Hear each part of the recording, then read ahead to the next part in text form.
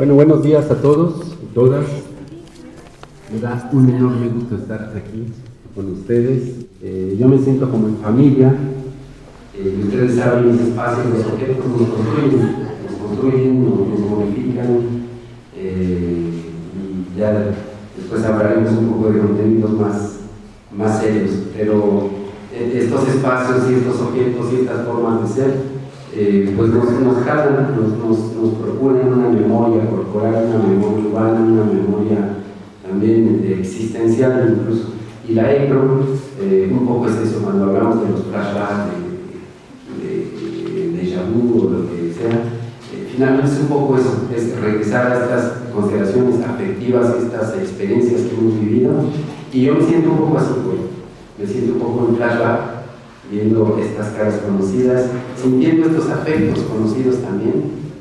Y entonces es a partir de este interés que yo tenía de comunicar con ustedes un poquito de mi trabajo, un poquito de lo que hago de mis investigaciones, y abrir un diálogo que precisamente se ha establecido ya, y que queremos que sea un diálogo no solamente informal, sino que sea un diálogo que permita también una producción de conocimientos, una producción de posibilidades y de alternativas para ustedes como estudiantes, para ustedes también como académicos aquí, como investigadores y como maestros, y del otro lado de la institución francesa, que permita también esta parte de enriquecimiento de lo que es México y de lo que es el patrimonio y de lo que es la mirada de la restauración en México, que es casi desconocido, totalmente desconocida en Francia y me atrevería a decir en Europa. Pienso que tenemos muchas cosas importantes de ambos lados, y digo ambos lados porque es un poco hablar de estas dos realidades en las que me encuentro, pero obviamente es una pluralidad mucho mayor, es una pluralidad que ahora, y lo vamos a ver al final de esta charla, que yo quiero llevar hacia las cuestiones de cómo se va construyendo el conocimiento a partir de estos conflictos de disciplina y a partir de estas construcciones también de poder entre los discursos que se tienen de la restauración. ¿Quién habla de la restauración? ¿Por qué? ¿En qué contexto? ¿Qué quiere decir? ¿Qué impacto tienen los discursos? Bueno, todo eso responde a cuestiones que yo he ido también allanando un poco desde mis investigaciones de la geopolítica, y creo que es una cuestión atinada de poder regresar a esta mirada de la restauración desde un punto de vista más plural, obviamente más complejo, obviamente que nos presenta desafíos, pero que al mismo tiempo es una cuestión también ya vieja, es una cuestión que el ser humano está capacitado para ver, y una de las grandes ironías y yo diría utopías que nosotros tenemos es todavía estar arrastrando este discurso de una pseudo novedad de la cuestión informática, de los procesos de comunicación, de las redes, etc.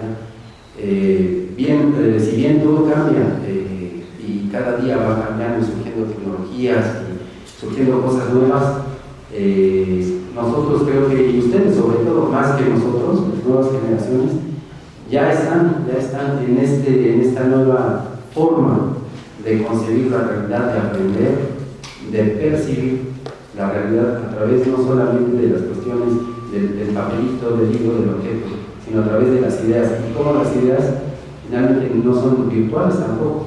Entonces, jugar en estos puentes entre la virtualidad tecnológica y la cuestión material son cosas que a los restauradores pues tienen en primer plano de preocupación, pero eso no es nuevo, y entonces un poco mi interés era precisamente, y platicando con Álvaro, engarzar esta parte de mis investigaciones actuales con estas preocupaciones acerca de la identidad de la restauración, que seguimos también arrastrando. Seguimos arrastrando, ¿por qué? En primer lugar, porque la seguimos construyendo. Y eso es una evidencia que, por ser evidente, muchas veces se nos pasa de largo. Y entonces manejamos discursos de que está la restauración en crisis, o que no tenemos elementos teóricos, o que faltan muchas investigaciones. Cuando miramos alrededor, y si ustedes se lanzan y bucean un poquito, por ejemplo, nada más les comento, en el 2013, el DRON en Italia hizo la investigación sobre la producción de investigación en restauración, con con todos los porcentajes. Yo no sé si la conocen, esta investigación fue a partir de un coloquio que hubo en el 2013 y sacaron estadísticas. Ustedes pueden entrar al sitio del Chrome y ver todas las estadísticas y jugar un poco, es medio interactivo el rollo, y ver cómo toda la producción es enorme. Tenemos una producción enorme, tenemos un arsenal de conocimientos que un restaurador no es capaz de leer en toda su vida. Entonces, pensar que la restauración es huérfana de conocimientos, que es nueva, que estamos en crisis, es un poco quedarnos en nuestro pandillismo.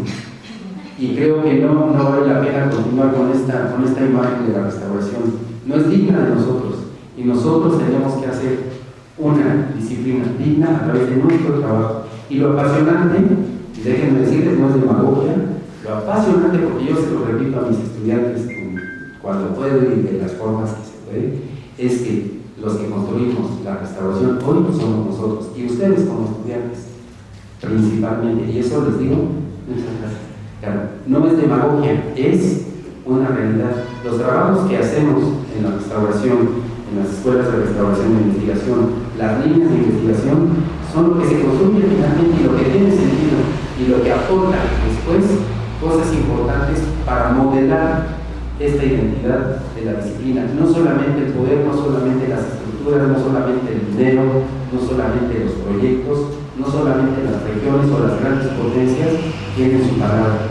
Creo que las instituciones de formación tienen ahí un papel fundamental hoy para revertir este recorrido que ha ido y del que voy a hablar, la restauración prácticamente durante todo el siglo XX, y que ha sido un recorrido de institucionalización, de internacionalización y de un universalismo mal entendido, evidentemente privilegiado por la UNESCO, en primer lugar por la ONU, y ya hablaremos un poco también de esta cuestión de la materialidad y el patrimonio inmaterial del 2003, cómo la UNESCO ha promovido confusamente y con intereses obviamente institucionales una cierta comunidad, una semántica plural no definida para decir patrimonio es todo y patrimonio inmaterial es todo, y a quien le beneficia a una cuestión universal institucional. Y yo pienso que tenemos que revertir, así como hablamos de lo global y lo local, las instituciones, por más pequeñitas que sean, y pequeñitas puede ser espacialmente, pueden jugar con una presencia activa e importante en esta cuestión local y revertir esta cuestión de la universalidad y dar otro matiz a lo que podemos entender como universal a partir de la restauración, a partir de la disciplina de la restauración. Entonces, un poco este interés y lo que yo quería o quiero platicar con ustedes, obviamente va a ser una cuestión más bien informal. No vengo a tirar la neta ni ningún rollo decir acá hacemos. Obviamente tampoco me interesa sentarme en la cuestión del especialista que viene de Europa, digo, eso es tonto y no existe. Además, hoy la pluralidad y la cuestión del conocimiento está por todos lados, y las fronteras que tenemos no son geográficas, son de lenguaje o de discurso o de capacidad cognitiva, y en ese sentido lo que tenemos a nuestro alcance es otra cosa, y es una cuestión de un reto, que es la comunicación. Y yo veo, por ejemplo, cosas que están hablando en Europa sobre la axiología y los valores, y como si fuera una gran novedad, cuando aquí Hernán Ferro de la Soto, en el 67, me parece, en la Universidad de Guanajuato, empezó a hablar de la axiología de los monumentos, empleando la palabra tal cual, axiología, como el estudio de los valores. En el 2009, y eso lo pongo un poco en el libro, aunque no voy a hablar esta mañana del libro, eso ya tendrá su espacio, pero ahí menciono un poco esta cuestión de la comunicación y las paradojas de la comunicación y la paradoja temporal y geográfica. Y bueno, ya están descubriendo el libro negro de la axiología y está de moda. Y bueno, no está mal, tampoco es una novedad, simplemente pienso que no nos enriquecemos bastante todavía de muchos lados, de toda la información que tenemos. Y para eso tenemos que crear herramientas, y para eso tenemos que crear métodos de investigación y plataformas de investigación. Y eso es un poco también mi interés del convenio que estamos haciendo, para crear estas nuevas herramientas. Los convenios no son solamente cosas para ponerse de acuerdo, son también producción y creación de herramientas de aprendizaje, herramientas de comunicación, porque hoy el conocimiento es comunicación, no es otra cosa, y es una comunicación que madura, que reflexiona y que discierne, y que en ese sentido, con esas capacidades, puede decidir entonces cómo modificar el mundo. Y si se fijan, he hecho un pequeño recorrido hacia dónde nos lleva la restauración finalmente. Cuando decidimos algo, cuando ustedes se vayan a casar, o vayan a salir de la escuela, o decidan tener un hijo, o decidan comerse un sándwich a ratito, a todo momento estamos decidiendo, en todas las escalas. Pero para decidir tenemos que pensar, y para pensar tenemos que estructurar lo que queremos pensar. Entonces el gran reto de la restauración es precisamente esta cuestión: ¿cómo pensar la restauración? ¿Cómo pensamos que pensamos la restauración? Y no es hacer un poquito el juego de caer en el vacío o en los diversos planos, sino realmente ponernos en una metalectura disciplinar y decir, bueno, ¿qué estamos haciendo? ¿Cómo lo hacemos? Porque eso va evidentemente a tener un impacto en nuestras maneras de hacer y de reformular la restauración. Yo personalmente lo hago a través o a partir de todas mis investigaciones sobre las ciencias humanas, la epistemología, la sociología, la filosofía, a través del arte, a través de la semiótica. Son un poco las áreas de mi trabajo, la sociología de la cultura, la religiosidad popular, la teología. Son cosas que he tenido la oportunidad de estudiar, que me siento capacitado para poder decir una palabra al respecto. Y creo que esa ha sido, las últimas décadas, no solo en México, ha sido una gran laguna de la restauración. Si hablamos del rezago de la restauración, el rezago de la restauración precisamente radica en esta falta de claridad reflexiva y en esta falta de oficialización de la reflexión. Todo el mundo dice si es importante la reflexión, juicio crítico, empleamos palabras aquí en México que en otros países nos emplean y que nos dan noticia o idea de lo que queremos hacer. Pero a veces las usamos como porque todo el mundo las dice. ¿Y por qué hacen la fiesta en el pueblo? Pues porque mi abuelito lo hacía. ¿Y por qué lo hacía mi abuelito? Pues vete a saber. Pero pues así se ha hecho siempre, y entonces este día en lugar de hacer tortillas hacemos tlacoyos, y pues está todo bien bonito. Pero ¿por qué está bonito? ¿Y por qué lo sentimos bonito? ¿Y quién le dijo a mi abuelo? ¿Y cómo piensan los otros pueblos la fiesta? Es un poco eso lo que quiero yo tratar de mencionar de la restauración del día de hoy. Entonces, obviamente, lo que me interesa, pues, como buen investigador, pues es tirar un rollo interesante que pueda al mismo tiempo interesarlos, que pueda arrastrar un poquito hacia mi molino de las preocupaciones, pero por otra parte también me gustaría que fuera una cuestión activa y que pregunten. Y sobre todo desde las preguntas que uno se nutre. Cuando yo empecé a dar clases en la Sorbona la primera vez, yo aprendí el francés hablándolo. Yo cuando llegué allá pensé que ya sabía un poco y todo el mundo me decía, ¿qué quieres decir? Bueno, finalmente aprendí el francés como aprenden los franceses el francés en Francia, que era lo que quieren los franceses, que uno hable el francés como si hubiera nacido ahí. Total que bueno, sigo con mi acento exótico, hablando allá, pero la cuestión es que cuando yo di mi primera clase en el anfiteatro me habían dicho, no, ten cuidado con los estudiantes y fíjate, nada más vienen aquí a escuchar, tienen su lector, el periódico, están platicando entre ellos y pues el anfiteatro ya son 200, 250 estudiantes. Imagínense yo diciendo, a ver, me voy a equivocar entre sí, como se dice, y al final dije, bueno, pues como se diga, ya sé comprar en el supermercado, pues ya puedo tirarlo de la facultad. Total que llegué el primer día, los primeros 15 minutos estuve con piedra, tratando de sentir un poco la atmósfera. Me encontraba un poco como decimos aquí, como perro en el periférico, no sabía qué pasó de 6 años. Pero después dije, bueno, pues humanos somos todos, en cualquier lado tenemos las mismas condiciones. Entonces, miren, yo luego a darles clases de francés, obviamente, ya escucharon mi acento caribeño, pero lo que sí vengo a hablarles es de lo que sé. Y lo que sé, pues es algo que yo quiero compartirles y que podemos construir juntos y que ustedes tienen que preguntar. Y allá, déjenme decirles a ustedes, no están acostumbrados a preguntar. Se sientan los estudiantes, toman nota, muy interesante todo, pero no preguntan, al menos digo, no es tan drástico tampoco, obviamente. Y si alguno de ustedes ha tenido oportunidad de estudiar allá, ya conocerán un poco esa realidad. Pero poco a poco, en lo que a mí concerne, pude empezar a hacer como esta dinámica de integrar a los estudiantes en la reflexión e integrar a los estudiantes. Pues es un trabajo que no es nada más de decir, a ver, pregúntenme. En el fondo es hacerlos responsables de su formación. Y para mí, les menciono esto porque mi granito de arena que yo puedo dar ahorita en media hora, que me queda ya por decir, es finalmente que ustedes tengan esta idea de decir, yo estoy aquí estudiando restauración porque yo quiero, nadie me obligó, ni me amarró las manos, y bueno, si le restamos del lado de la sociología, digamos, bueno, hay condiciones, y hay cuestiones de herencias, de discursos, de deseos, de posiciones, de anhelos, etc. Y podemos entenderlo de esa manera. Pero si lo entendemos de una manera más llana, podemos decir, todos hemos sido restauradores y hemos entrado a estudiar restauración porque quisimos, porque nos gustó, porque estaba aquí mi novia al lado, o porque estaban mis amigos, o porque estaban interesados, o quería sobrar las piezas, porque tengo relación con las piezas, etc. Cada quien tiene sus ideas.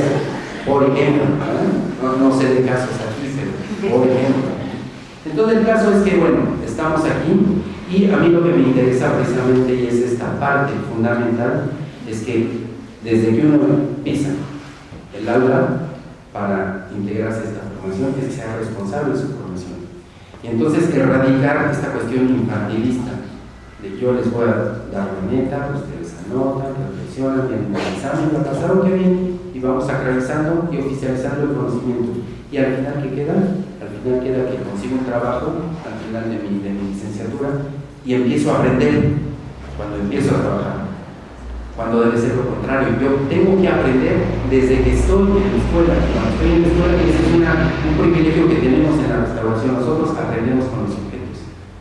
No aprendemos solamente la teoría, aprendemos de cuando nos equivocamos, cuando rasgamos las telas, que tampoco pasa por aquí, por ejemplo, cuando se nos cae el objeto, cuando ya le pusimos un químico que no iba, cuando dejamos la pieza en el sol porque se nos olvidó por comprar la bolsita de piña, etcétera, por ejemplo. Pero fíjense, ser responsable de nuestra formación implica cosas verdaderamente bien interesantes y apasionantes. Cuando uno logra traspasar esta sensación, porque finalmente es una experiencia de existencia y de sensación, es decir, bueno, a ver, soy yo el que quiero, estoy aquí porque quiero, se acaban las taritas, los trabajitos escolares y empieza el aprendizaje.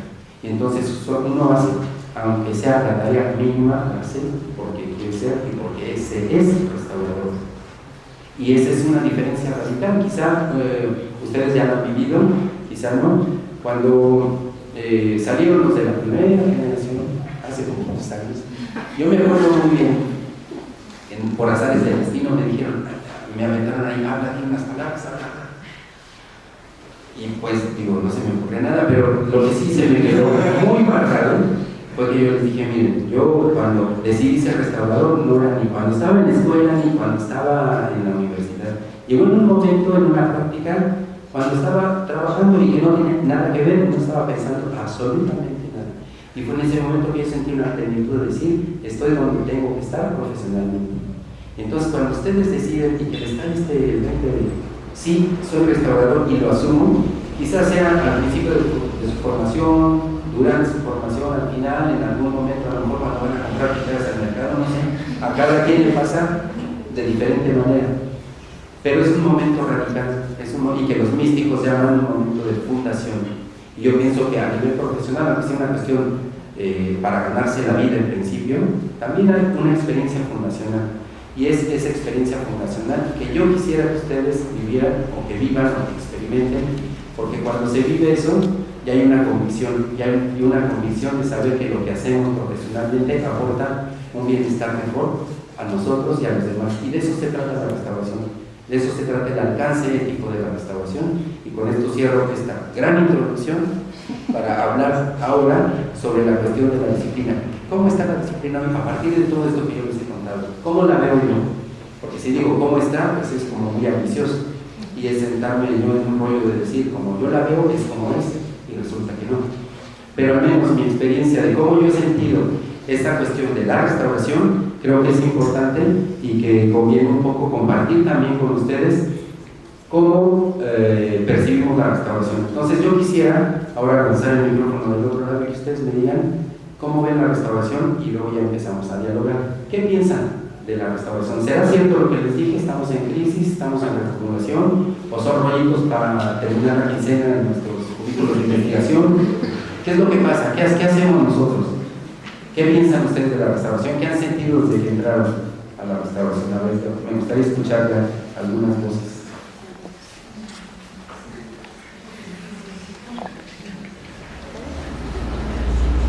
Yo creo que puede haber diferentes miradas y muchos puntos de vista al respecto. Y creo que también cada quien habla de la feria como le fue en la feria, ¿no? O sea, y incluso hay desde muy buenas miradas según experiencias exitosas, pero también creo que no hay que perder de vista que la autocrítica también es algo que nos construye.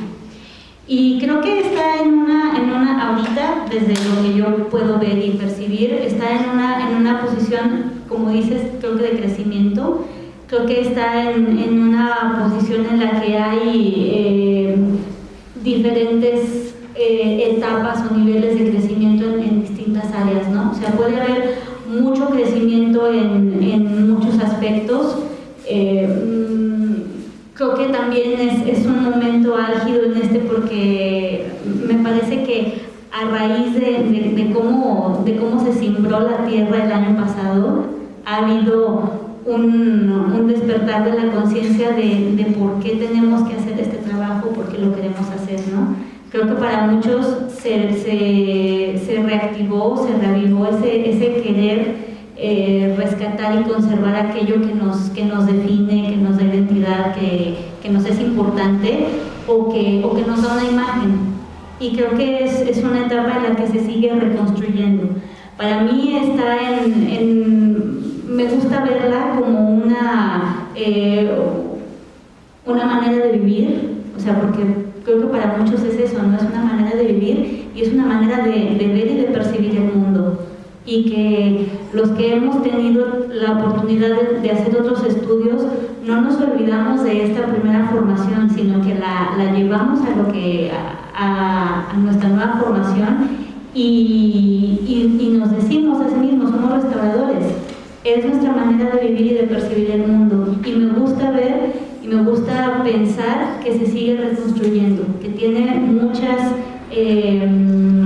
etapas en las que está en un punto muy álgido, que hay otras en las que sigue endeble, que hay otras en las que necesita darse cuenta de que hay que fortalecerse, pero creo que la manera en cómo se cimbró la tierra el año pasado nos hizo también a darnos cuenta a nosotros que es un trabajo muy noble, que es muy valioso y que sí podemos servir de algo. A mí es como me gusta verlo. Hola, bueno, yo todavía soy estudiante y bueno, mi punto de vista tiene que ver desde esa perspectiva. Yo quisiera opinar puntualmente sobre lo que yo he visto en cuestión de México y en este entorno estudiantil. Yo creo que una parte muy importante es que la restauración en México está como centralizada y que afecta mucho también al nivel cultural, de manera que tiene un impacto que se nota mucho en cómo apreciamos el patrimonio cultural en diferentes zonas del país, y creo que es algo muy importante que, como que mencionaron ya, es uno de los retos de la restauración. Tenemos que pensar cómo lo vemos, cómo lo hacemos y cuáles son nuestras expectativas, y a partir de eso también como pensar qué es lo que podemos hacer al respecto.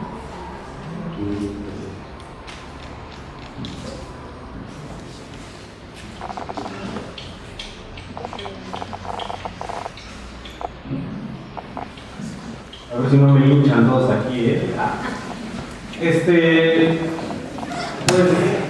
más que nada creo que sí, o sea, yo sí pienso que tenemos una crisis como oficio que somos, y digo oficio porque realmente esto se convierte más en un oficio, aunque tratemos de darle un poco más de un enfoque a veces científico, hice un comentario hace algún tiempo con algunos maestros, como que lo recordaron compañeros, de que las bases de la restauración era como caminar sobre troncos podridos sobre un lago, ¿no? Realmente creo que nuestros fundamentos son un poco, pues, inestables, por así decirlo. Teóricamente hablando, creo que en México es un tema muy complejo, no quiero llevarme tanto tiempo, pero nuestra labor puede ser importante, sí, creo que es importante, creo que nos hace falta como darle un buen enfoque, pero también fuera de este enfoque creo que a veces nos llegamos a convertir en un objeto de ornamentación, como los objetos de los museos, de los cuales estamos encargados de restaurar o de hacer ver bonitos o de etcétera, ¿no? Toda nuestra labor. ¿Por qué razón lo digo? Porque estamos en un país donde la cultura, pues, bueno, estamos en un país donde realmente no tenemos un nivel educativo muy alto, donde los niveles culturales son muy bajos, y creo que antes de tratar de querer tocar un objeto y querer como contribuir de esa manera al patrimonio cultural, yo pienso que el patrimonio inmaterial es un tema que deberíamos tocar antes de querer tocar el patrimonio cultural. No sé si ya me hice bolas o ya los confundí un poco también a ustedes, pero no sé cómo explicarlo. Si quieren, después podemos como platicarlo más como personalmente. En los siguientes años habrá oportunidad, no te preocupes. Sí, una cuarta y última, y continuamos un poco ya para abrir esta primera parte. Muchas gracias. Pues nada, igual la verdad, yo no llevo mucho, apenas es un año lo que llevo de carrera, pero como lo poco que he alcanzado a percibir con el tiempo que llevo aquí, sí son muchos sentimientos encontrados, la verdad. Por un lado, está muy padre y hay mucho apoyo, y conozco a mucha gente que tiene las mismas intenciones de promover la cultura y avanzar, y desde cositas muy tontas como subir publicaciones en Facebook de los textiles oaxaqueños, ¿no? Que son cositas que tal vez no se notan, pero están ahí presentes, y como que esa lucha por el patrimonio y por la cultura y por hacerlo conocer y por hacerlo de todo, porque se apropie, sí está presente, y eso pues va como en la misma sintonía en general. Pero también existe la parte en donde al final sí hay trabas, y quién sabe, ¿no? Tampoco es que lleve mucho, tampoco es que sepa tanto, pero si desde un año de experiencia me voy dando cuenta de esas cosas, pues me imagino que está mucho más presente en la realidad.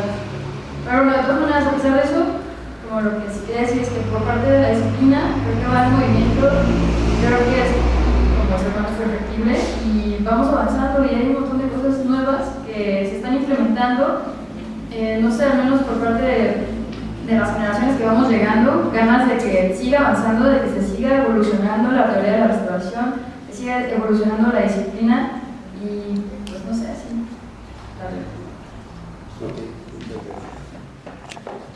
Muy bien, pues les agradezco mucho la participación. Nos ha dado esta idea de, precisamente, si se dan cuenta también, de cómo cada quien aborda la cuestión que yo había formulado, pues vamos a encontrar universos distintos y preocupaciones distintas, y si seguimos así podemos seguir y no llegar a ningún lado. Y de lo que se trata un poco no es de establecer un consenso, sino de establecer líneas de apoyo para nuestro pensamiento. ¿Y qué es lo que podemos hacer al respecto? Esta pluralidad de condiciones de respuesta nos da pie a pensar que el conocimiento no tiene una progresión lineal. En ninguna disciplina, cuando hablamos de disciplina, ¿qué queremos decir con disciplina? ¿Qué quiere decir disciplina? Disciplina etimológicamente quiere decir ordenar. Y ustedes se acuerdan las disciplinas en la teología, por ejemplo, en los monasterios. Las cuestiones disciplinares no solamente eran las cuestiones de horarios, eran objetos como los cilicios, que eran las disciplinas que existían y que respondían precisamente a una exigencia de vida, no una exigencia mística. Cuando hablamos de disciplina en un ámbito académico tiene otra connotación muy diferente, pero que de alguna manera arrastra esta condición de orden. Entonces, cuando yo hablo de disciplina es para referirme precisamente a este conjunto de conocimientos ordenados que se quieren formulados para un interés de conocimiento. Entonces, no estoy dando una definición, estoy dando un poquito esta idea de disciplina. ¿Qué es la disciplina para nosotros? Cuando hablamos de disciplina de la restauración, entonces estamos hablando de estas condiciones de conocimiento que se dan. Y a mí, algo que me ha, y que he ido como asegurando y confirmando esta idea, es que los conocimientos en cualquier disciplina, si ustedes ven la historia de las ciencias, la historia de la filosofía de las ciencias, eso ya está comprobadísimo, vamos a decir. Y las disciplinas no tienen un crecimiento lineal, ni una evolución lineal, ni de que antes estaba mejor y ahora está peor, o al contrario, decir antes no había nada y hoy tenemos todo porque tenemos más avances. Eso no existe. Lo que existe son condiciones diferentes de acuerdo a las épocas. Y finalmente lo que pudiéramos hablar hoy, y lo que hemos hablado y lo que yo les he dicho y sus respuestas, pudiéramos muy bien ubicarlas en un congreso internacional en el siglo XIX en Europa y pegarían igualito y dirían, antes estaba mejor y los desafíos seguimos igual, y no es que seamos mediocres, sino que el conocimiento se da ejerciendo el conocimiento. Y dice Bruno Latour, que no se llama un pobre, ¿verdad? El sociólogo Bruno Latour nos dice, finalmente la ciencia se hace al hacerse, que es algo que ya había dicho Antonio Machado en otros términos poéticos, y que hacemos camino al andar. Pues es eso, la ciencia, la restauración se hace haciendo la restauración, evoluciona haciendo la restauración. Entonces, un poquito, mi primera intención para hablar de cómo está la disciplina es invitarlos a tirar estos discursos de progreso, de evolución. El progreso no existe. ¿Qué es el progreso? Y hubo muchas críticas desde el principio del siglo XX, y bueno, nuestros políticos son están muy bien capacitados, y aunque no lo estén, para hablar de lo que es el progreso y del bienestar que implica este progreso. En la ciencia no es así. El progreso se da cuando nosotros comprendemos algo, y hay involuciones también, y hay evoluciones. Entonces, pensar más que en una línea donde la ranita salta y donde la restauración algún día va a llegar a ser mejor, como en un artículo en la revista del ICOM, de la revista de museos en los 70s, que se llama La restauración contrarreloj, y mencionaba uno, llegará un momento ahora con la conservación donde la restauración ya no haga falta, y poco a poco va a desaparecer la restauración. Imagínense, en los años 70 hasta ahorita creo que la restauración no ha desaparecido, al contrario. Entonces, fíjense, esta cuestión de pensar en un progreso lineal, yo quisiera que la borremos de nuestras agendas, porque en realidad eso no existe. Y les digo, yo lo veo desde mi punto de vista personal, desde mi recorrido también como investigador, que me costó trabajo salirme de estos esquemas de decir, antes no teníamos esto, ahora lo tenemos. Hablar de un rezago. Y si se fijan, les vendí muy bien la idea en la primera parte. ¿Se fijan? Estamos en rezago, estamos en crisis. Ni estamos en crisis, ni estamos en rezago. Estamos en una condición que es nuestra condición actual. ¿Y eso a qué nos lleva a pensar? Y yo se los digo en resumen, y casi les voy a decir, les toca a ustedes investigarlo, porque eso me da mucho placer decir. Les toca a ustedes investigar, como a mí me costó, que la restauración no es ni recuperación del patrimonio, porque ¿qué es el patrimonio? Ahí no voy a entrar, porque como le decía al compañero, y no es ironía, podemos platicar los siguientes años y nos ponemos de acuerdo quizá, pero la restauración, desde mi punto de vista, mi experiencia, al menos ahorita, quizá después, y obviamente, y será bueno que cambie, pero ahorita, como yo consigo la restauración, no es ni recuperación, no es ni levantar, como dice la etimología de la palabra, levantar otra vez, ni traducción, como han dicho los recientes artículos, ni una imposibilidad de teorías universales. Yo pienso la restauración como una actualización en los dos sentidos de la palabra. Actualización como un acto, como el actuar, que nos lleva a transformar las cosas, pero también actualizar en el sentido de ponerla al día. Y la restauración juega en esos dos caminos que parecen paralelos, pero que no lo son. Y nosotros lo que hacemos cuando trabajamos con los objetos, trabajamos también con las personas y trabajamos también con la cuestión inmaterial. Una de mis líneas de investigación y que he compartido un poco muy rápidamente con Gilda es esta cuestión de la materialidad. ¿Qué quiere decir materialidad? Y ahora se está poniendo de moda y cosas que la materialidad y materiality, materialité, y en todos los idiomas uno habla y qué bueno, y es muy bonito y qué quiere decir. Y entonces sacamos, como siempre, cuadros de referencia de otras disciplinas, hacemos nuestro montoncito y entonces se lo echamos a la restauración y funciona y seguimos avanzando. ¿Y qué es lo que necesitamos? Necesitamos nosotros mismos fraguar nuestros elementos de reflexión. Y necesitamos hoy, por ejemplo, decir qué significa materialidad para nosotros. Y materialidad significa precisamente algo más allá de la cuestión material. Cuando tocamos un objeto, tocamos personas y procesos, y eso ya lo sabemos. Nada más hay que explicitarlo. No hay nada nuevo, pero lo hacemos nuevo para nuestra condición actual.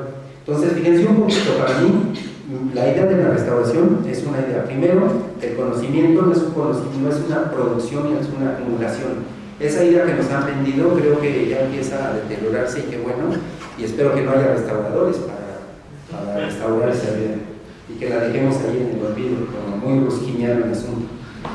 Pero lo que sí existe y lo que yo pienso que es más pertinente hoy es precisamente decir, la restauración es nuestra condición de entender el mundo a través de la permanencia de los objetos.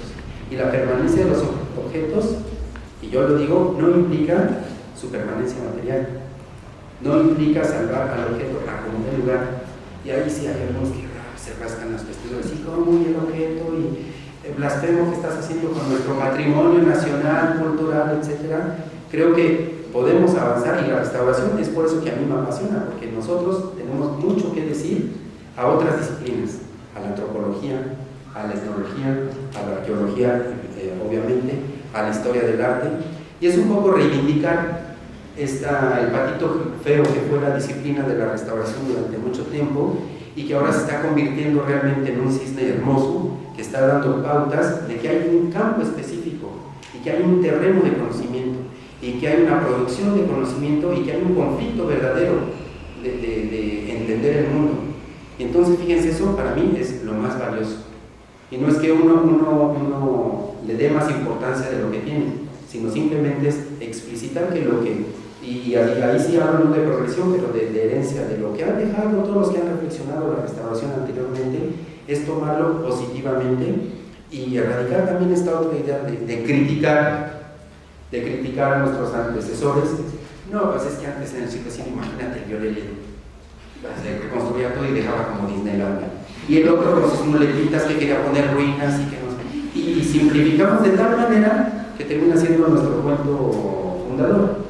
Entonces, no hay cuentos fundadores, lo que tenemos que hacer es juntar nosotros nuestro cuento de manera seria y trabajar desde ahí. Entonces, para mí, la restauración, principalmente yo la entiendo como una actualización, ni como traducción, ni como una recepción de objetos. Es todo eso, sí es todo eso, no lo podemos reducir, pero ante todo es una manera de actualizar, y en la medida en que actualizamos los objetos, nos actualizamos a nosotros mismos, y es una interacción. Y lo principal ahí ya no es ni el sujeto ni el objeto, que son las grandes categorías occidentales de la filosofía occidental, y que también arrastramos y que decimos ya esperemos en algunos siglos podamos tener otras categorías de pensamiento que ya no dividan ni el sujeto ni el objeto. Bruno Latour, por regresar un poco a sus ideas, lo hizo torpemente, porque yo digo torpemente, queriendo dar de una manera burda una actividad a los objetos, diciendo los objetos nos modelan, y ya no son objetos, son agentes, son actuantes. No sé cómo está la traducción, pero pienso que dice actuantes en español. Actante. Y tiene razón en un sentido, y en otro, obviamente, lo hizo muy burdo porque como que todavía no estamos preparados para ver. De mi parte, ¿qué es lo que yo puedo decir? Y en el contexto muy particular de la restauración, yo puedo decir que ni tiene razón, por decirlo así muy llanamente, ni irse del lado del objeto, porque volvemos a la cuestión platónica de las ideas por un lado y el objeto material material, separamos. Ni ir del otro lado del sujeto y ahora el regreso del sujeto, y que todos han dicho ahora la psicología social y luego la filosofía, el regreso del sujeto, y ahora el sujeto pues es la neta. Y en las primarias y en la maternal, pues no podemos decirle al niño, no te comas los mocos, porque entonces llegan los papás y nos demandan, porque estamos tratando mal al chamaco, por ejemplo. ¿Ven? Entonces, en todos los niveles es exactamente lo mismo. El sujeto se ha sacralizado cuando antes era el objeto. Y yo pienso, en restauración, ni es el objeto ni es el sujeto. ¿Qué está pasando en medio? Y para mí eso es lo importante. Y algo que me sirvió muchísimo, Álvaro mencionó de mi recorrido un poco de investigación, este trabajo que yo he hecho en el Centro de Transdisciplinaridad. Ahí, cuando yo entré en el 2008, entré porque sentí un poco, pues como vivimos la restauración, esquizofrénicamente. La teoría por un lado, la práctica por otro, y entonces queremos tener como Shiva muchas manos para ayudar las cosas, y no podemos, y entonces decimos, bueno, pues entonces pues ya lo que le hice al objeto, pues ya lo hice, ahora veo qué ideas le pongo. O al contrario, como soy acá muy chido y soy intelectual, entonces pues le pongo ideas y pues ya después, si no casa con el objeto, pues ni modo, ¿no? Ni modo, ahí hacemos la talacha. Y entonces, para no estar ahí, más bien, yo digo, ¿qué es lo que tenemos que hacer? ¿Qué es lo que convendría hacer hoy? Porque el tener es como irnos del lado de la ontología y de la ley, y no es doctrinario, más bien, ¿qué es lo pertinente y qué es lo que nos ayuda hoy, que yo alcanzo a percibir? Es mirar cuál es el medio, donde está esa parte que no se ve, esa parte donde actuamos y que pasa desapercibida, y que es el acto de restaurar. Y el acto de restaurar, no demagógicamente, sino en el momento en que yo estoy trabajando, y ustedes me van a confirmar eso, cuando uno trabaja y que dice, ching, ya me pasé, y solo tú lo percibes, ya me pasé de la limpieza. Y aquí me quedó padrísimo que el otro día, que ella no recordaba y no sé qué, pero tú sientes que hay una intención, una confirmación de tu intuición y tu discernimiento. Y en ese momento, el acto de restauración precisamente es esta actualización. ¿Cómo llevar esta parte intuitiva, esta parte de interioridad, por decirlo así? Porque aunque trabajemos en grupos interdisciplinarios y transdisciplinarios y acá todo el rollo, finalmente es un trabajo que nosotros sentimos, y que sentimos cerebralmente y que pensamos corporalmente. Entonces, ¿cómo llevamos a cabo este trabajo? A través de este acto. Entonces, para mí lo importante es dar herramientas para descubrir cómo podemos pensar este momento de actuación de restauración. Y eso me ha llevado prácticamente 15 años de trabajo, y todavía no sé decirles exactamente cómo. Pero bueno, el próximo libro va a adaptar un poco. Entonces, para resumir esta cuestión y decir cuál ha sido esta parte de crisis disciplinar del progreso, les voy a dejar un pequeño esquema que yo he hecho en mi cabeza para entender. Yo entiendo la restauración a través del término de horizonte. Tomé este término de horizonte de un filósofo que se llama, un filósofo español que se llama Javier Zubiri. Lo tomé a este filósofo porque él trabaja sobre lo que él llama la inteligencia sentiente, que precisamente es lo que ya en los últimos años del siglo XX y lo que va de este siglo, empezaron a llamar inteligencia emocional, o los gringos, toda la cuestión de la neuromedicina y neurobiología, y ahora Francisco Varela, Humberto Maturana, todos hablan sobre la cuestión de cómo el cerebro condiciona las ideas. Y está bien que tengan esa reflexión, no digo que no aporte nada, pero desde la filosofía este señor ya lo había dicho desde los años 60. No existe el cerebro solo, no existe el cuerpo solo, lo que existe es una inteligencia que siente y un sentimiento que discierne. Y cuando yo leí eso dije, no manches, está hablando de los restauradores. Y es cierto, y poquito a poquito yo lo he confirmado. Entonces tomé este cuadro de referencia para decir, finalmente, cómo esta esquizofrenia se puede curar en nosotros. Entonces la podemos curar a través de entender estos dos horizontes. Hemos crecido con un horizonte, y bueno, les hablo, ¿qué quiere decir horizonte? Porque al final, pues es lo importante. Un horizonte es algo que vemos a lo lejos y es algo que nos lleva, y que a medida que avanzamos, él va recorriéndose con nosotros. Es algo utópico que no podemos alcanzar, y es algo que es abierto y que va delante de nosotros y que nos ayuda a caminar una utopía. Pero al mismo tiempo es una frontera, porque si no tenemos horizontes, estaríamos en la nada. Entonces es un cuadro de referencia. Y el horizonte juega estos dos papeles. de posibilidad y de frontera. ¿Cuáles han sido las posibilidades y las fronteras de la restauración? Entonces yo lo veo, hay un horizonte científico, el cual siempre ha existido desde todas las épocas y en todas las culturas, no solamente en el siglo XIX. Lo que pasó en el siglo XIX en nuestra disciplina es que se empezó a hacer pública y oficial en el lenguaje occidental. La restauración en ese sentido es un producto occidental y afortunadamente ahorita estamos tratando de sacarlo, y otro libro que estoy terminando también trata precisamente de la descolonización de la restauración, cómo descolonizar la restauración, de qué la vamos a liberar, de qué la vamos a descolonizar, de estas epistemologías de poder de las que ha surgido. No es malo, no es malo, pero tampoco es bueno seguir sosteniendo una disciplina con miradas ajenas. ¿Y qué tiene que decir Latinoamérica al respecto? Entonces, esa es una parte interesante. Entonces, la cuestión del horizonte científico ha recorrido la restauración y viene a la par de él. Y hay otro horizonte, es el horizonte de los valores, un poco lo que decía Gila. A partir del estremecimiento de la Tierra y lo que han dicho en Italia también con los terremotos y las grandes catástrofes por todos lados, que han llevado a la reflexión y a este sentido de pertenencia y de valoración. Y los valores están en todos lados y nos permean por todos los poros. Cuando no valoramos no podemos vivir, no podemos ser humanos, no podemos finalmente tomar nuestra vida en responsabilidad. La restauración ha tenido entonces otro horizonte, que yo le llamo axiológico, y que es este horizonte de los valores. Estos dos horizontes han ido caminando, voy a resumir muy rápidamente, durante el siglo XX, y al final del siglo XX, pues ya estábamos no solamente en los horizontes como posibilidad, sino sobre todo como frontera. Si recordamos a Thomas Kuhn y su idea sobre la producción del conocimiento y las grandes revoluciones científicas, para mí, visualizándolo de esta manera, fue una época, el final del siglo XX, de este rompimiento, de esta fractura entre la teoría y la práctica. Y decir, bueno, finalmente tenemos una cuestión anormal, y la cuestión de la ciencia ya no nos da. La restauración no solamente es científica. Y yo me acuerdo cuando fui a proponer la primerita vez mi tema de tesis, que era de iconografía, y que me dijeron en la escuela, ¿y cuál va a ser tu estudio de caso de laboratorio? Y dije, pues no tengo ninguno, pues no te lo aceptamos.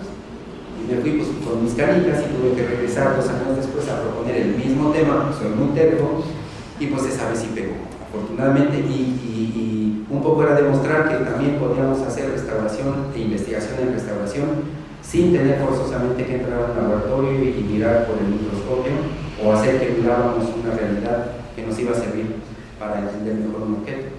Entonces, fue a partir de esta ruptura que se dio que se empezaron también a debilitar estos dos horizontes sin dejar de aparecer, porque seguimos siendo hijos de estos dos horizontes, de la ciencia y los valores. Y esos son nuestros papás de esta fractura que tenemos, de esta esquizofrenia entre la teoría y la práctica. Si lo vemos como horizontes, entonces decimos, mira, entonces no es tanto que sea esquizofrénico, más bien es entender cuáles son los caminos paralelos que se van cruzando y cómo esto ha dado pie a una disciplina rica y compleja. Y ahora lo que yo alcanzo a mirar, y que sería la siguiente parte de esta charla, sería, bueno, muy bien, tenemos este horizonte científico, y tenemos por otra parte el horizonte axiológico. ¿Y ahora qué hacemos con ellos dos si están deteriorados? Pues nada. ¿Qué estamos haciendo hoy? ¿Hacia dónde va la mirada? No es solamente a los objetos, no es solamente a las políticas, ya estamos hartos de políticas culturales. Y digo, estamos hartos, ¿quiénes? Los que intentamos pensar. Si lo hacemos bien o mal, eso sí no está garantizado, pero por lo menos lo que queremos hacer, y yo lo decía ayer con la reportera, que estábamos platicando un poco, hay políticas efímeras, y que yo decía efímeras, las políticas del gobierno, no las políticas de la restauración, que también son efímeras, pero yo me refería a las del gobierno, y hoy en el periódico salió que eran efímeras de la restauración. Bueno, aprovecho para hacer la aclaración, ¿verdad? Pero resulta que esta cuestión de la política efímera no nos lleva a ningún lugar. Entonces, ¿qué estamos haciendo hoy? Y para mí, lo que se está visualizando es un gran horizonte, y es por eso que es apasionante. ¿Cuál es el horizonte que está entrando o que estamos construyendo? Es un horizonte ético. Ya no es la axiología por la axiología, ya no es la ciencia por la ciencia, porque eso finalmente para nosotros, si bien sirvió en otro momento, para nosotros ya no nos da. ¿Y qué es lo que nos da ahora? Es preocuparnos por el que está ahí, por preocuparnos por el que va a recibir el objeto, por preocuparnos qué va a pasar con el patrimonio después, por preocuparnos que estos procesos nos den un poquito de justicia social, un poquito de ir en procesos de resistencia, y no es ser rojillo, ni ser rebelde, ni ser de izquierda, porque eso reduciría un discurso que queremos científico en el buen sentido, y el buen sentido es decir, salir de este cientismo de desacralizar, decir, si yo no veo a través del microscopio, no sirve mi trabajo. Y si yo no hago acá algo de epistemología y palabras domingueras, no sirve mi trabajo. Podemos hacer trabajo con tradiciones, con saberes, con reflexiones, con maneras de hacer. Y ustedes saben, por ejemplo, en Japón han patrimonializado ya no solamente las ideas, sino también las personas. Y bueno, ahí ese es otro rollo y es una bronca también. Pero fíjense, ahora es interesante ver que este horizonte ético del que yo les hablo y que les propongo visualizar, no los quiero convencer, propongo solamente que ustedes miren alrededor y que vean qué es lo que está pasando. Lo que está pasando hoy, y no solamente en la restauración, porque la restauración es una pequeña parte de nuestra condición existencial, pero la restauración ha estado ajena a esa condición existencial. Y decía Isabel Villaseñor en un artículo en el 2009, que seguro que ustedes leyeron, porque algunos lo citaron en el foro académico del 2014 me parece, hablaba de los derechos humanos. ¿Por qué nos cuesta trabajo a los restauradores meternos en el rollo de hablar de derechos humanos? ¿Por qué? Porque vemos la restauración como un privilegio, como un mérito. Pues yo que soy talentoso, pues logré entrar y entonces pues ya soy restaurador. Y pues resulta que sí, es cierto, que bueno, vamos a aplaudir, pero hay esta otra parte de decir cuál es mi responsabilidad ante el mundo. La restauración tiene una responsabilidad ante el mundo, y no es la de dejar brilloso el objeto ni de dejarlo poroso porque las nuevas teorías lo piden, es otra cosa.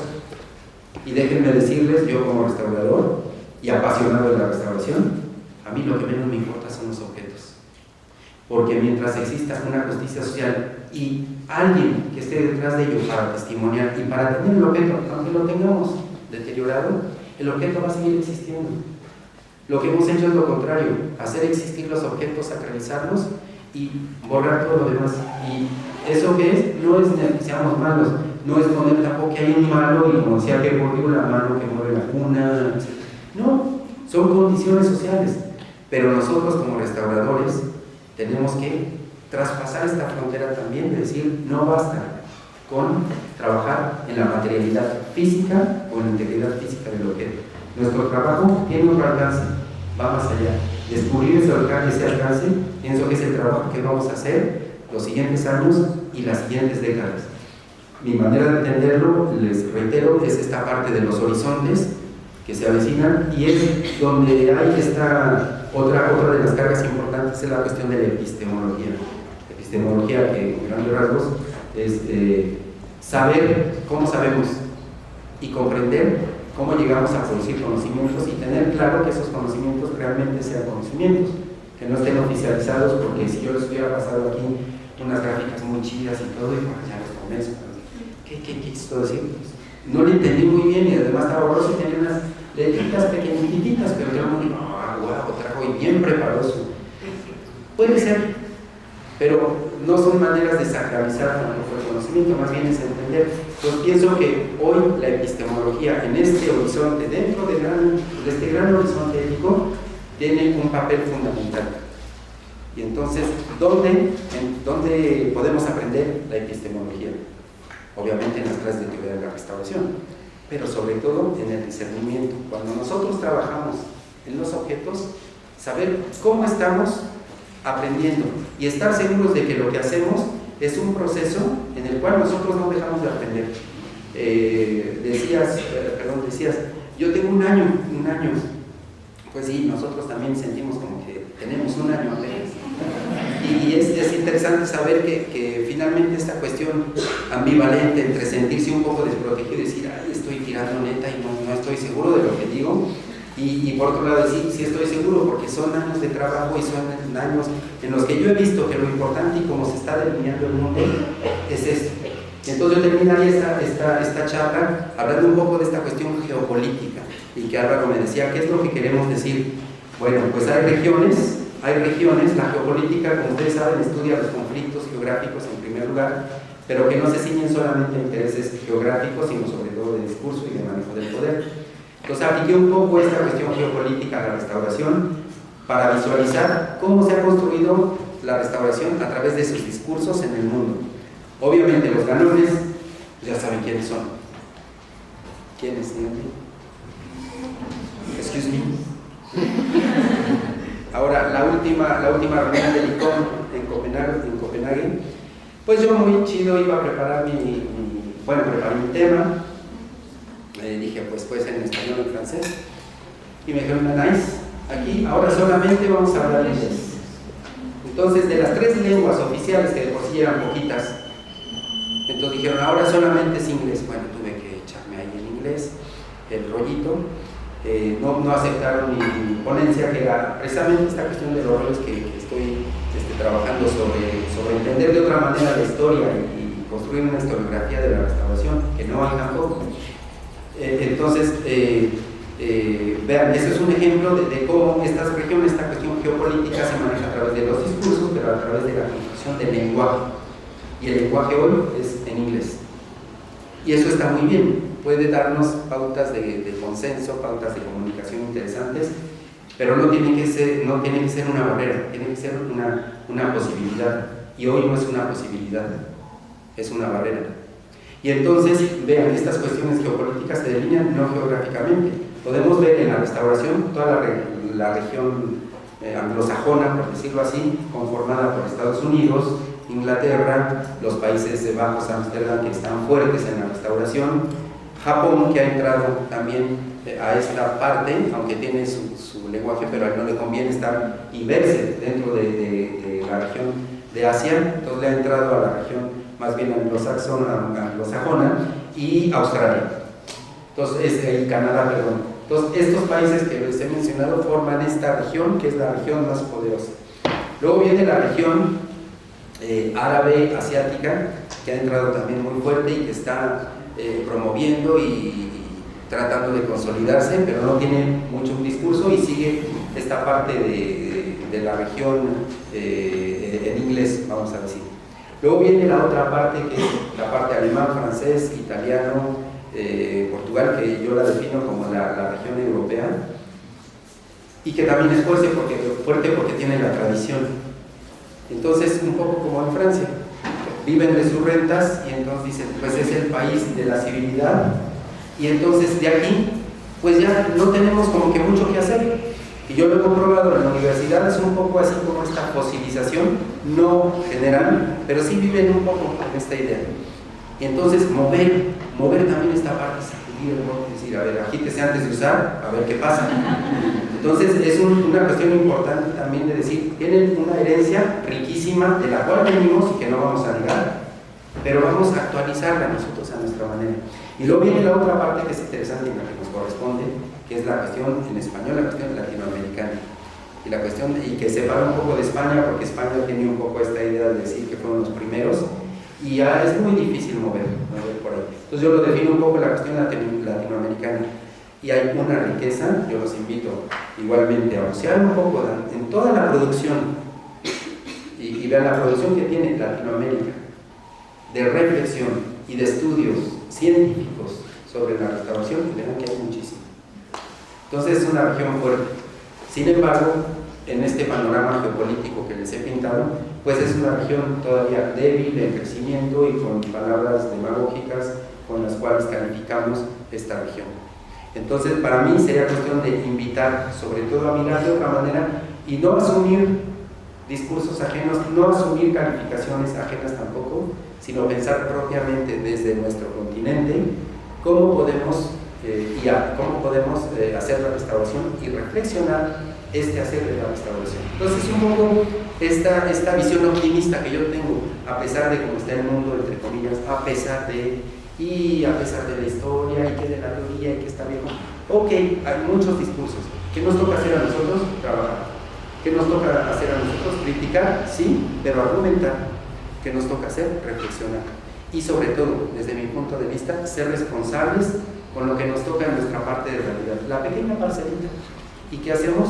queremos dejar, y aunque se oiga esta demagogia y al violincito, no es eso, porque en el fondo es de verdad construir un mundo que valga la pena, y un mundo en el que nosotros podamos entender nuestra existencia a partir de esta ventanita de la restauración, a partir de esta pequeña parcela que escogimos para entender el mundo.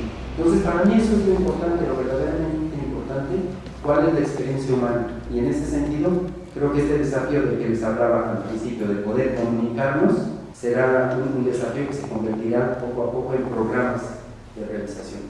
Entonces, por mi parte sería un poco esta reflexión muy abierta. Si hay tiempo para preguntas, pienso que sí, y sería también de mi parte muy enriquecedor que me digan, ¿sabes qué? Yo no estoy de acuerdo, o yo pienso esto, no para hacer debate, porque tampoco hay mucho tiempo, pero para decir cada quien su palabra, porque pienso que es importante. Yo les comento y les he comentado un poco mi experiencia, ya no hablé un poco de mi recorrido por la restauración aquí y en las otras universidades, pero pienso que lo principal, sí lo dije, lo principal que es lo que yo quiero un poco compartir, y que es eso. Entonces, si se fijan, no tiene en principio mucho que ver con el libro es de sociología, es un poco mirar desde otro punto de vista la restauración y construir un campo de conocimiento muy particular, que es la sociología. Ahorita yo estoy hablando más bien de cuestiones como más abiertas, donde la ética, donde la filosofía, donde la semiótica tiene su lugar también, evidentemente la sociología, pero también la ciencia, y entender de otra manera lo que es la ciencia. Entonces es un poco, y por eso les decía, nos toca a nosotros construir. Yo no voy a decir les toca a ustedes, no es aventar el banderazo. ¿Y nosotros qué hacemos? Pues nos sentamos en el lugar de los especialistas y seguimos con nuestras pequeñas notitas. Es construir juntos, y es construir con nuestras preguntas, y es encontrar en esas preguntas quizá laberintos más grandes donde poder encontrarnos y conversar. Entonces los invito un poco a esta conversación y escucho con atención sus comentarios o preguntas.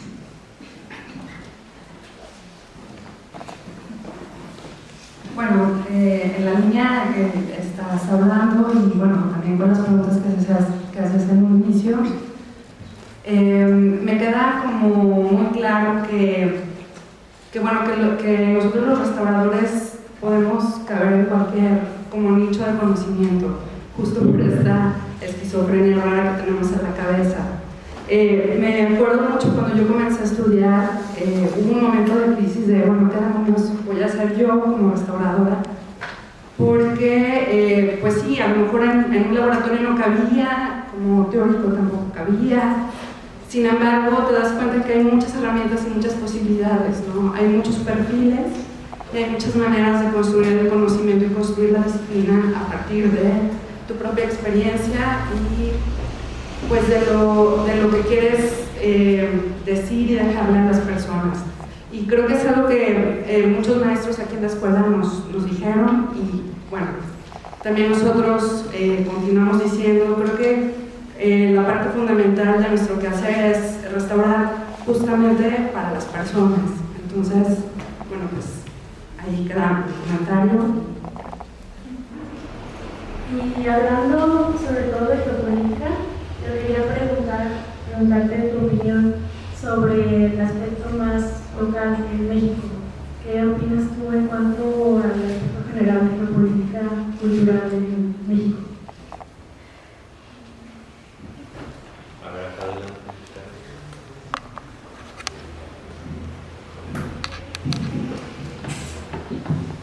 Bueno, actualmente yo soy alumna del noveno semestre y bueno, teníamos una conversación entre las compañeras de pues por qué restaurábamos, o sea, cuál era el objetivo. O sea, al final ya no sabíamos por qué estábamos estudiando esto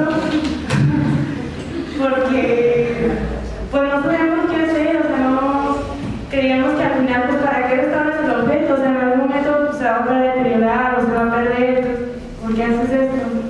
Pero, o sea, ya como con esta conversación que tuvimos con usted, pues creo que nos queda más que claro, y bueno, sobre todo a mí, que, o sea, por ejemplo, a mí me interesa un poco, pues, esto del patrimonio industrial, pero yo le comentaba a mis maestras que me interesaba irme a la estética y trabajar como un historiador, y me preguntaba, ¿pero por qué? O sea,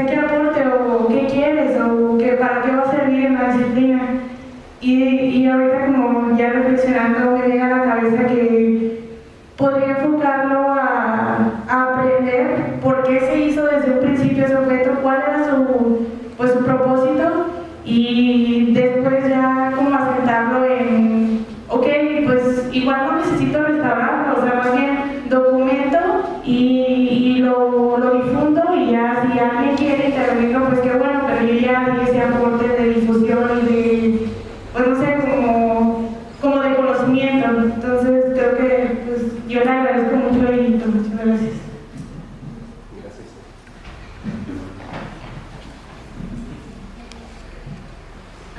Yo más que nada es como un comentario a todos ustedes. Creo que todos pasamos por la misma crisis durante la escuela. Habitualmente dices, ¿realmente qué hago aquí? Porque constantemente te topas con paredes o fronteras, pero conforme vas avanzando descubres que realmente no existe frontera, y es algo que no solo está pasando en la restauración, está pasando en todas las disciplinas, y es una forma en que realmente vamos a poder evolucionar y seguir progresando como restauración.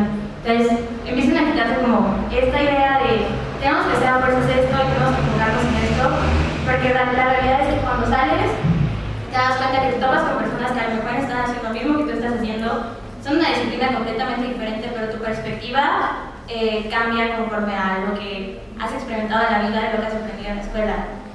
Entonces, básicamente es lo que dice el doctor Alfredo, y pues ánimo chicos.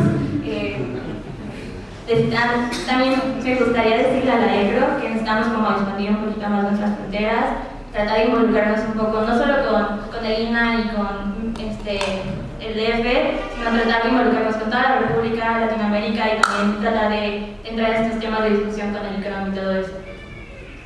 Allá atrás el profesor Rigoberto.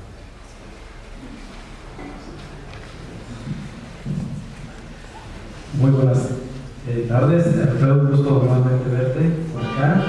Fuiste mi maestro del primer semestre y pues una satisfacción también haberte tenido y ahora verte en estos logros. De mi parte, más un comentario que yo me he enfrentado pues, en mi transcurso como restaurador y docente. Veo muy amplia la gama de nuestra labor, tan amplia que a veces nos perdemos en ella. El mismo objeto en una misma comunidad religiosa o en una misma comunidad se ve de distintas formas. Es como cuando nos invitan a la fiesta de la boda, ¿no? El novio se siente como el novio, la novia como la novia, cada quien va en un papel, los invitados, los colados, los padrinos, pero cada quien lleva un papel. Dentro de este objeto, que los festejados serían los novios, en este caso el objeto que se restaura, cada quien lo ve distinto. El sacerdote lo ve distinto, la comunidad lo ve distinto, el aportante, el que da dinero lo ve distinto, pero todos llegan a un fin que es conservar el objeto. ¿Por qué? Porque a lo mejor dentro de ese objeto circulan muchas, no sé si decir intenciones o cuestiones benéficas, pues para cada uno de ellos. Algo les aporta ese objeto a lo mejor de una u otra manera.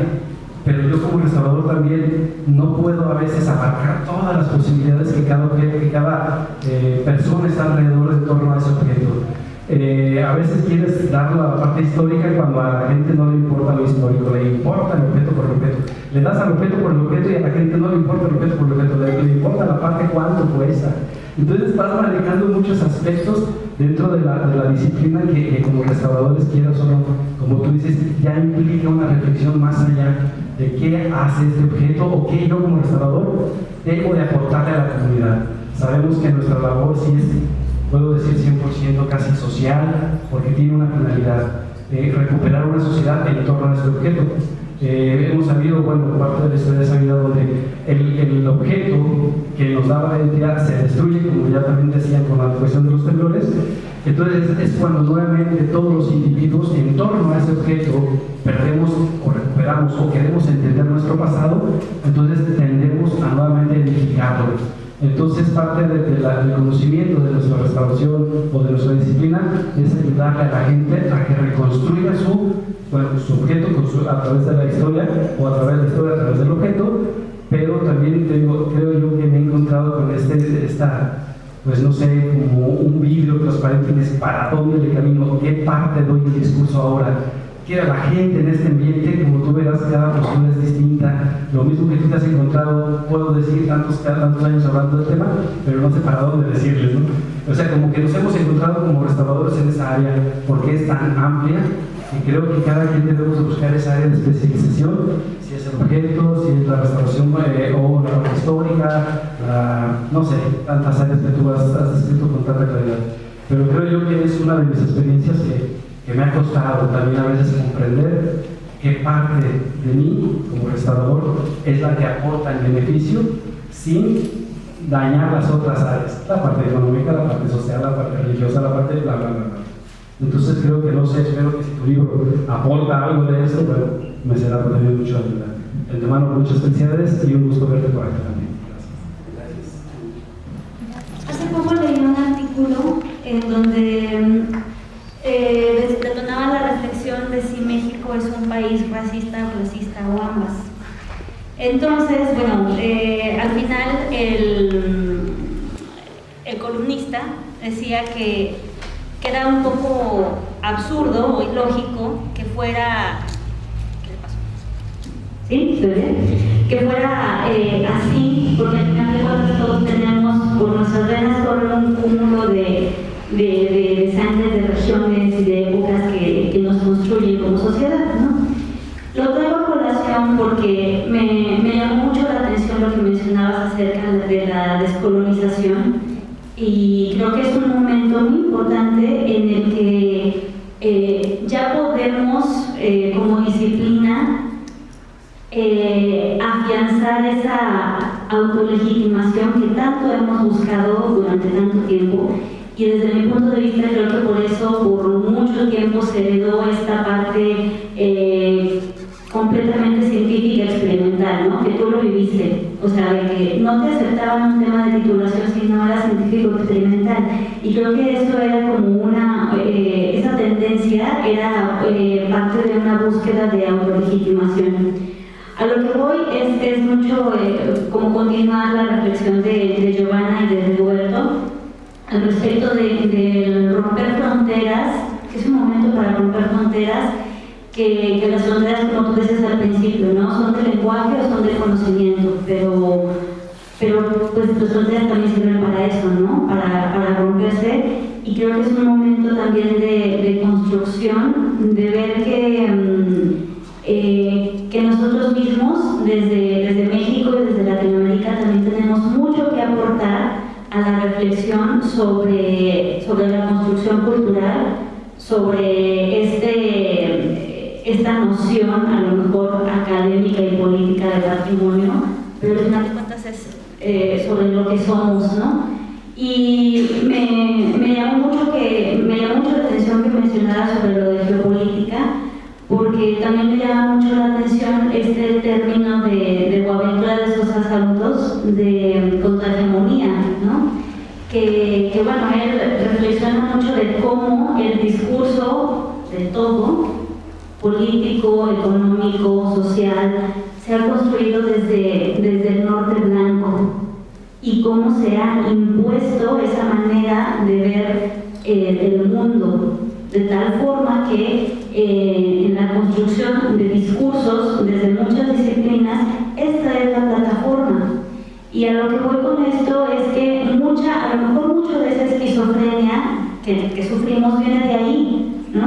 O sea, de que cuando trabajamos con los objetos, con los bienes culturales, con las obras de arte, con el patrimonio, siempre hay como esta línea de así debe de hacerse, ¿no? Desde una cuestión completamente material, sin entender, como tú decías, que es una comunión entre sujeto y objeto, que está lleno de valores, que está lleno de significados, de discursos, y que a lo mejor muchas veces esa herencia hegemónica del norte blanco que traemos en nuestra construcción es lo que nos impide ver que el otro lo está valorando, enriqueciendo y construyendo las cosas desde su punto de vista, y a veces eso no lo vemos, y muchas veces no lo vemos, ¿no? Y entonces tratamos de imponer nuestro punto de vista de cómo se deben conservar las cosas, cuando más bien deberíamos entender cómo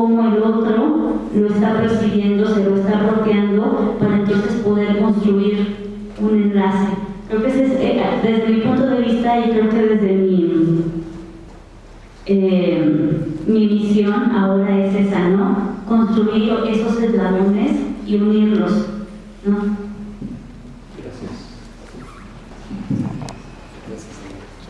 Bueno, muy bien, nada más un pequeño comentario final. Responde un poco a esta pregunta interesante de la geopolítica. ¿Cómo la vamos aquí? No la bajemos, ¿cómo la vamos nuestros hábitos aquí en la casa? ¿Qué hacemos?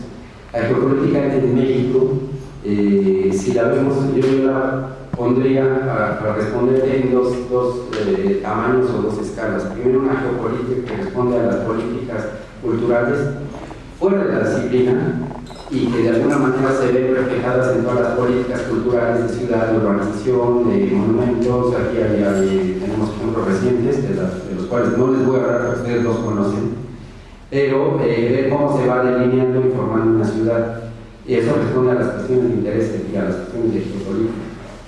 Eso es como a nivel de extradisciplinario. Y al interior de la restauración, cómo se ha fraguado la restauración, eso es bien interesante. En 1967, como ustedes saben, se creó la Escuela de Restauración en México.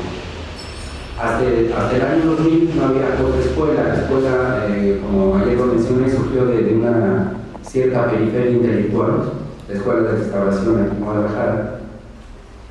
Y años después empezaron a surgir otras escuelas y a consolidarse institutos que ya existían y que eran más o menos de tenor artesanal.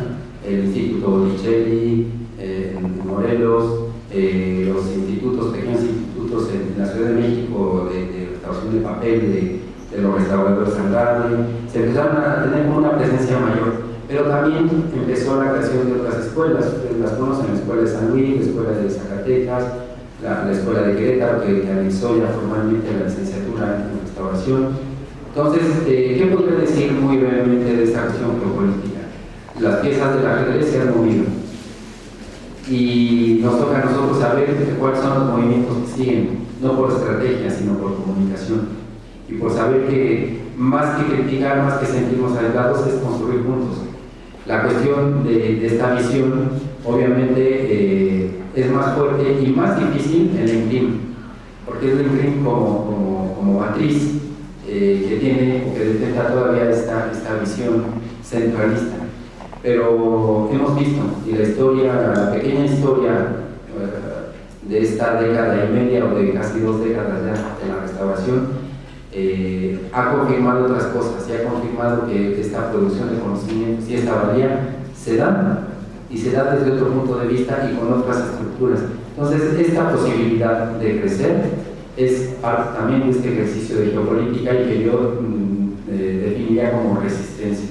Y en ese sentido la ECRO ha jugado desde el principio una labor de posibilidad y de resistencia que poco a poco ha ido cambiando a una cuestión de posibilidad propositiva, que sea un poco redundante el término, pero ahora es tiempo de proponer más que de consolidar y de construir, y hay algo, y entonces ¿qué proponemos y qué propone la escuela? Y cómo se ha sabido ganar este lugar desde esta visión geopolítica. Y por otra parte, invitar a que precisamente esta presencia que se tiene, no solamente en la restauración, sino que ahora yo hablo a nivel de nosotros como profesionales de la restauración, invitarlos a una visión o a una postura más modesta. Roberto decía hace un rato, ¿qué les tengo que decir? Me preocupa cómo les voy a hacer entender. Quizás no haya, al final, el objetivo de hacer entender a nadie. Cada quien tiene una recepción y una actualización diferente de los objetos, de los procesos, de lo que se vive. Y entonces, ¿qué nos toca a nosotros? Esta idea de pluralidad no hace que nuestra labor se diluya en un sinsentido, al contrario, nos propone y nos coloca de una manera nueva frente a estas realidades de reformulación de comunidades que se da y se ha dado y se dará en todo momento y en todo lugar. No solamente las comunidades rurales ni los grupos urbanos, sino las grandes manifestaciones, los grandes movimientos sociales en los que se ve reflejada esta parte de la cultura. Y nosotros quedamos con esta modestia, con una modestia muy lúcida, de decir que lo poquito que podemos hacer va a valer la pena, porque damos esta mirada particular. Y Y que sí, yo coincido, estamos en una etapa en donde esta reformulación está cayendo a este espesor social, a este espesor de la formación y de los estudiantes de la formación, estudiantes, perdón, que están en formación, y que yo pienso que va a modelar también en los años futuros la manera de comprender, pero también de enseñar la restauración. Y que yo pienso que en un futuro, y que es por eso en lo que estamos trabajando, habrá en las siguientes décadas una maestría y un doctorado en pedagogía de la restauración. Y cuando llegue ese momento, no va a ser un momento de oficialización de un tema, porque eso es lo menos interesante, va a ser el momento, va a ser el reflejo de este recorrido que hemos dado, de este recorrido epistemológico, en donde el enseñante o el maestro de restauración tiene que seguir una pauta particular, porque sabemos que responde a un terreno particular que es el conocimiento